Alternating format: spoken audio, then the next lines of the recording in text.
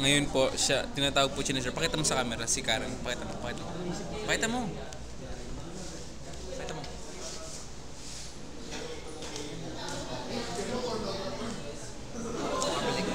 Sa nakikita niyo po, naiyak po si Karen dahil ilang araw na siya hindi natay.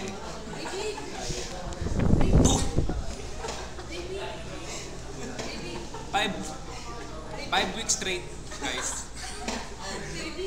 5 weeks straight. Palapit na yung mga ano. Nakakalungkot na. Isipin niyo 5 weeks straight, walang tae-tae. Napakahirap na pinagdadaanan niyo, guys. Huwag naman po natin bastasin or kung naman. Pakita mo naman.